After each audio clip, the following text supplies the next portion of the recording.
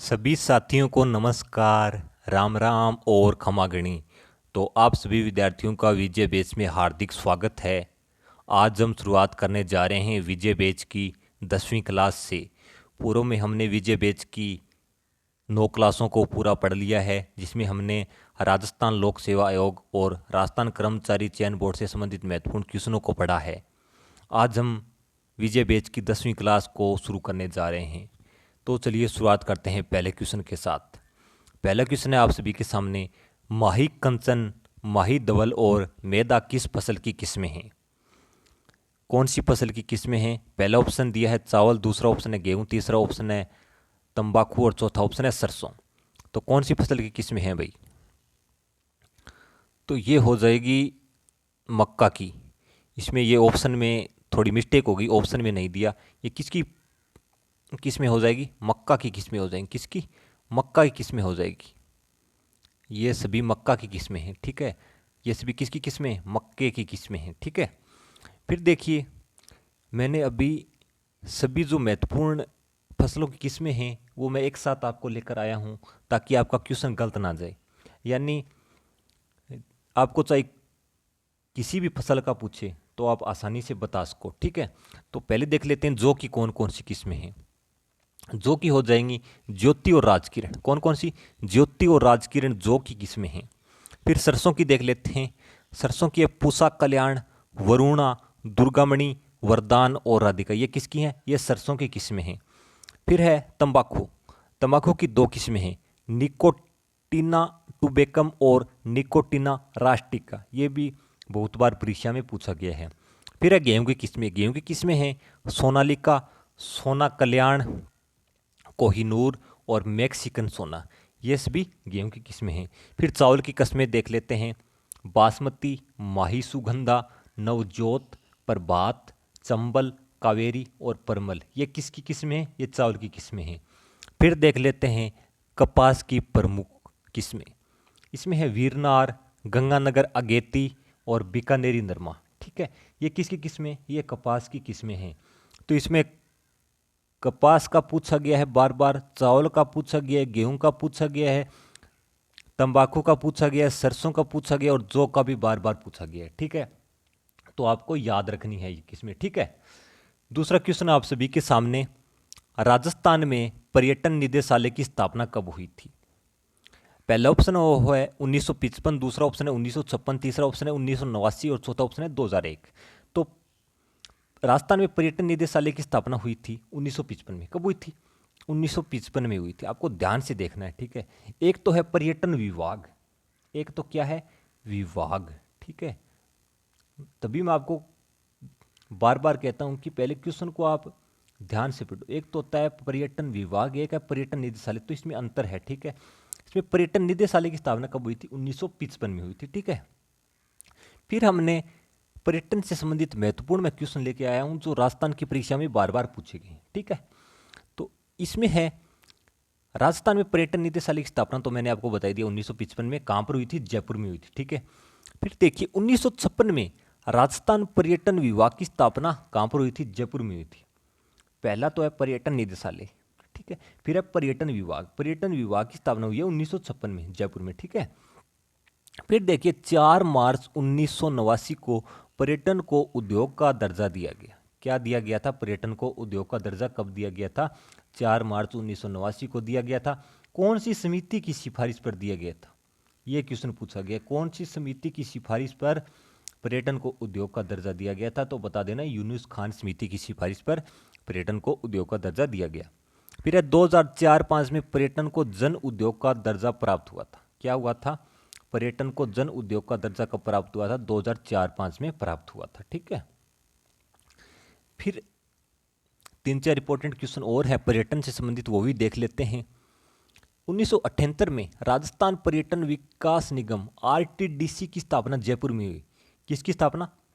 राजस्थान पर्यटन विकास निगम की स्थापना जयपुर में हुई और इसने कार्य प्रारंभ 1 अप्रैल 1979 से किया था, ठीक है। फिर देख लेते हैं राष्ट्रीय पर्यटन दिवस कब मनाया जाता है। राष्ट्रीय पर्यटन दिवस 25 जनवरी को मनाया जाता है। विश्व पर्यटन दिवस 27 सितंबर को मनाया जाता है। राजस्थान की पहली पर्यटन नीति 2001 में शुरू हुई। कब शुरू हुई थी पहली पर्यटन नीति राजस्थान की? 2001 में शुरू हुई थी, ठीक है। फिर तीसरा क्वेश्चन आप सभी के सामने, जनगणना 2011 के अनुसार राजस्थान की पुरुष साक्षरता दर कितनी है? जनगणना 2011 के अनुसार पुरुष साक्षरता दर पूछी है। पहला ऑप्शन है 52.1%, दूसरा ऑप्शन है 79.2%, तीसरा ऑप्शन है 66.1% और चौथा ऑप्शन है इनमें से कोई नहीं। तो पुरुष साक्षरता दर कितनी है भाई 2011 की जनगणना के अनुसार? तो ये हो जाएगी 79.2। कितनी है? ये है 79.2। क्वेश्चन बार बार पूछा गया है ये जनगणना से संबंधित। फिर हम महत्वपूर्ण आंकड़े देख ही लेते हैं जो परीक्षा से संबंधित बार बार परीक्षा में पूछे जा रहे हैं। महिला साक्षरता दर कितनी है? महिला साक्षरता दर है 52.1%। पुरुष साक्षरता दर मैंने बताई दिया 79.2। अब देखिए कुल साक्षरता दर कितनी है? 66.1%। कुल कितनी है साक्षरता दर? 66.1% है।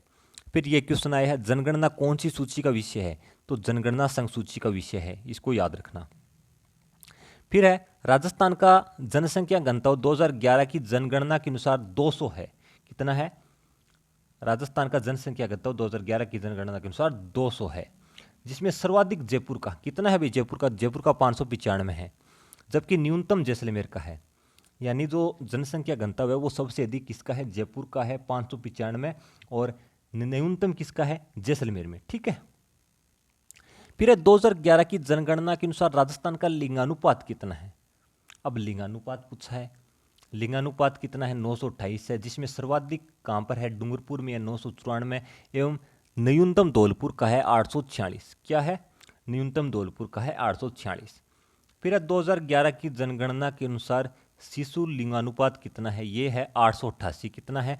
888 है। फिर चौथा क्वेश्चन आप सभी के सामने, राजस्थान का कौन सा जिला अब्रक नगरी के नाम से प्रसिद्ध है? अब्रक नगरी के नाम से कौन सा जिला प्रसिद्ध है? तो पहला ऑप्शन है जयपुर, दूसरा ऑप्शन है भीलवाड़ा, तीसरा ऑप्शन है श्री गंगानगर, चौथा ऑप्शन है बीकानेर। तो अब्रक नगरी के नाम से कौन सा प्रसिद्ध है भाई? जल्दी से बताइए। तो ये है भीलवाड़ा। कौन सा जिला प्रसिद्ध है? भीलवाड़ा जिला अब्रक नगरी के नाम से प्रसिद्ध है। किसके नाम से प्रसिद्ध है? अब्रक नगरी के नाम से प्रसिद्ध है। जयपुर को पिंक सिटी, गुलाबी नगरी,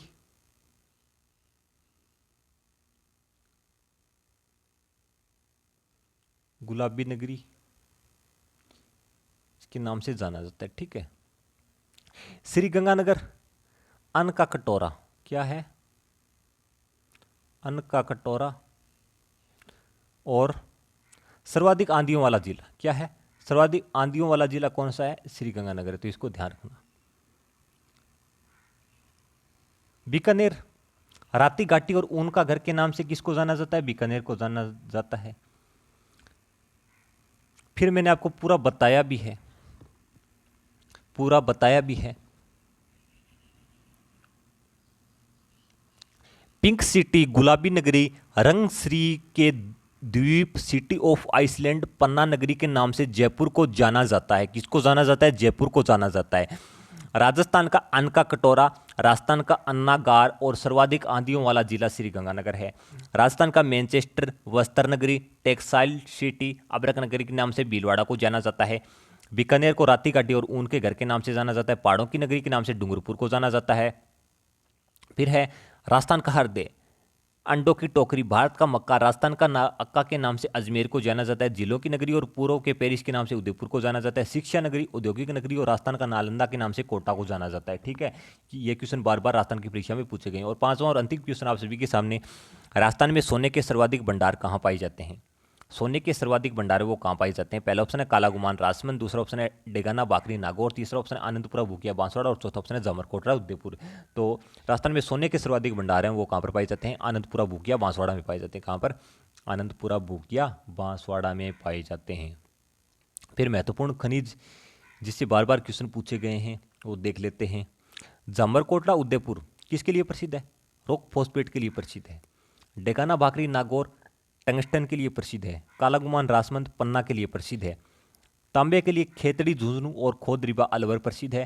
फ्लोराइट के लिए मांडो की पाल डूंगरपुर प्रसिद्ध है। मैग्नीज के लिए लीलवानी कालाखुंटा बांसवाड़ा प्रसिद्ध है। फिर है शीशा जस्ते के लिए, शीशे जस्ते के लिए राजपुरा दरीबा राजसमंद, चौथका बरवाड़ा साई माधोपुर और जावर उदयपुर, गुलापुर आगुचा और रामपुरा आगुचा भीलवाड़ा, गुड्डा किशोरीदास अलवर प्रसिद्ध है। लोहे ऐसे के लिए मोरिजा बानोल जयपुर प्रसिद्ध है। ठीक है, फिर सुविचार देख लेते हैं। समय और शिक्षा ही जीवन की सबसे बड़ी पूंजी है। क्या है? समय और शिक्षा ही जीवन की सबसे बड़ी पूंजी है। तो आज हमारी ये विजय बैच की 10वीं क्लास थी। अगर आपको अच्छी लगी हो तो लाइक, सब्सक्राइब और शेयर ज़रूर करें और सभी विद्यार्थियों तक शेयर करें ताकि प्रत्येक विद्यार्थी इसका फ़ायदा उठा सकें। धन्यवाद।